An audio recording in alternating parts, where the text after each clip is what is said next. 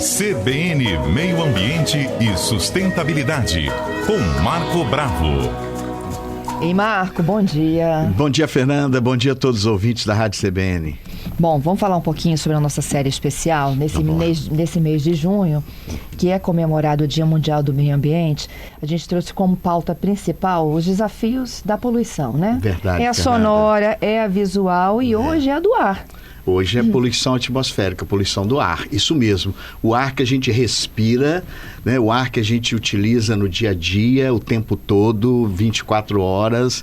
É muito importante que o ar esteja em condições próprias para a gente respirar, para gerar saúde. Você sabe para que serve o oxigênio, Fernanda? Olha que pergunta interessante. Para a gente respirar e sobreviver, não é Pois isso? é, se a gente fizer essa pergunta na rua, todo mundo vai falar, é para respirar. Não é bem assim. Olha, o oxigênio, ele é fundamental quando ele entra dentro da célula, lá na mitocôndria. Mitocôndria é uma usina de força do corpo. Você está aí digitando aí no computador porque tem mitocôndria dentro da sua célula produzindo energia. O oxigênio reage com a glicose, que é o C6H12O6, e produz, sabe o quê? Energia. Então, o oxigênio, ele é um difusor de energia, ele é um produtor de energia para manter a gente ativo, manter a nossa temperatura constante, manter o nosso processo metabólico. Então, oxigênio, a gente fala, é para respirar, mas principalmente para obtenção de energia. O oxigênio que nos dá vida a partir do momento que a gente nasce, ele também, em excesso, ele oxida e ele provoca uma série de problemas posteriormente durante o ciclo da nossa vida aqui na Terra. Então, o oxigênio que é produzido pelos seres autótrofos, principalmente o fitoplâncton, as algas microscópicas que estão nos oceanos, que aí eu posso chamar de grande pulmão do planeta, que é o mar, que é o oceano, que na verdade são os fitoplâncton, nós utilizamos poeticamente, sem perceber. Aliás, nem é bom ficar pensando em respiração, porque dá falta de ar, né? Agora eu inspiro ou expiro, né? Se você ficar pensando muito nisso, ele entra, ele vai para os alvéolos, para a corrente sanguínea, lá adere a hemoglobina, chega dentro da célula, numa organela chamada mitocôndria. E a mitocôndria, ela dentro das cristas mitocondriais, que a mitocôndria tem umas cristazinhas, olha como é que tem coisa interessante. Reage com a glicose e produz energia. Você vê, então o oxigênio ele é fundamental. Porém, o ar atmosférico precisa estar em condições compatíveis para a gente poder respirar. Então, esse é o conceito de atmosfera, né, dos gases que nós temos na atmosfera, né, o nitrogênio, o oxigênio, o CO2, que é muito importante como cobertor da Terra, ele mantém a temperatura da Terra aquecida, então é importante, só que em excesso provoca danos na questão climática, as mudanças climáticas.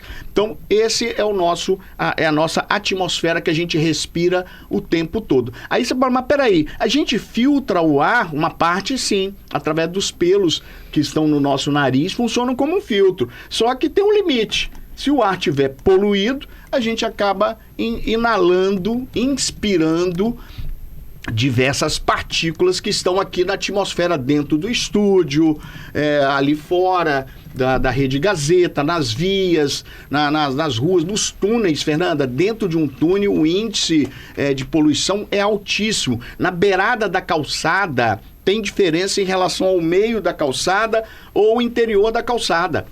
Até isso dá para calcular. Dr. Paulo Saldiva, que já esteve aqui, ele é um grande especialista e relaciona poluição atmosférica com a questão da saúde do dia a dia, da questão cardíaca, da questão, de certa forma, do processo metabólico do ser humano.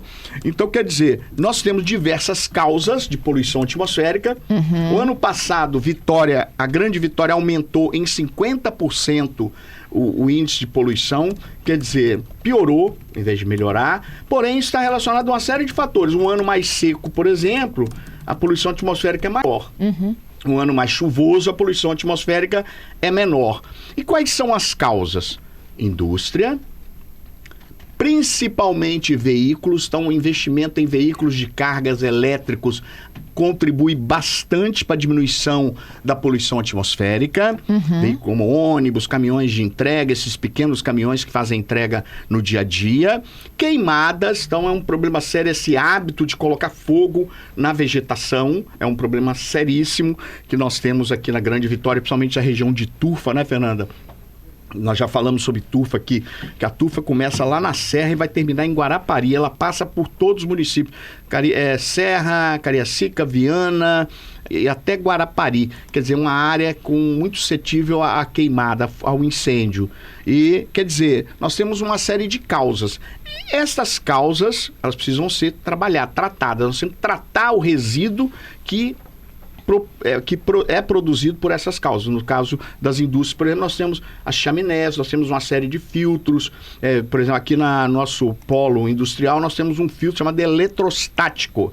É um ímã, ele segura as partículas e essas partículas diminuem bastante em relação à chegada na atmosfera. Vamos para o Repórter CBN, a gente volta para fechar esse assunto, instantinho só. CBN Meio Ambiente, quarta-feira a gente fala de sustentabilidade e meio ambiente aqui no nosso CBN Vitória. Marco Bravo no estúdio, a gente falando um pouco sobre o ar, sobre o oxigênio, né? E como a poluição interfere na nossa capacidade, né? O Orlando, ele diz o seguinte: Marco, eu que sempre morei na cidade, como é que eu sei se o ar tá bom ou tá ruim pra gente respirar, né? E o ouvinte Antônio, fazendo aquela velha consideração que a gente tem, né, de que a gente respira um pó preto, né, ainda falta uma definição mais clara de quem emite essas partículas, como é que se dá esse controle e quando que a gente vai efetivamente ter ar puro. É processual, né, Fernanda?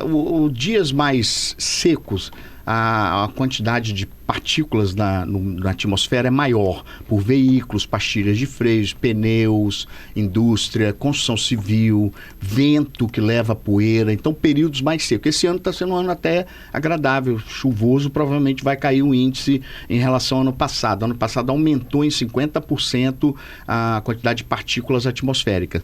Então, a gente percebe no dia a dia, ao respirar, os olhos ficam irritados por causa da poluição atmosférica, a baixa umidade do ar também acentua a poluição atmosférica, quer dizer, você fica com um mal-estar o dia inteiro, principalmente o olho reflete muito tudo isso. Então, são as consequências, por isso que é importante manter sua vacinação em dia. Nós temos vacinas hoje para pneumonia, para idosos, tem uma vacina agora Pneuma 20, é completa.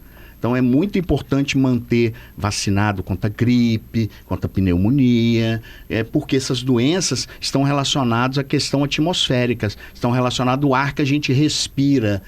Pode estar contaminado com vírus, com partículas, e, de certa forma, vão debilitar o nosso sistema imunológico. Então, as consequências são as doenças que as pessoas adquirem por causa da atmosfera que foi, de certa forma, alterada pelo homem dentro desses processos que nós falamos, indústria, veículo é o que mais polui hoje.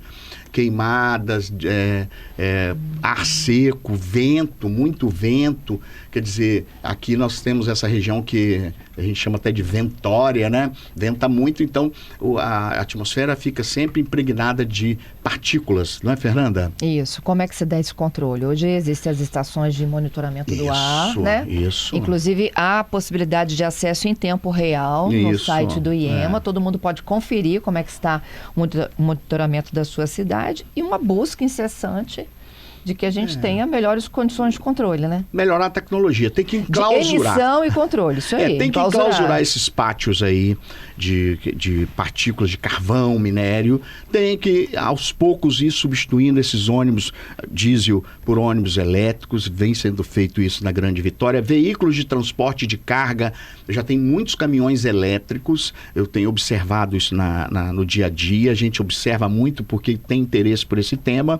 Então, isso vai melhorando aos poucos. O veículo movido a álcool, ao etanol, ele é muito importante. Ele diminui a quantidade de emissão de partículas e também de carbono na atmosfera.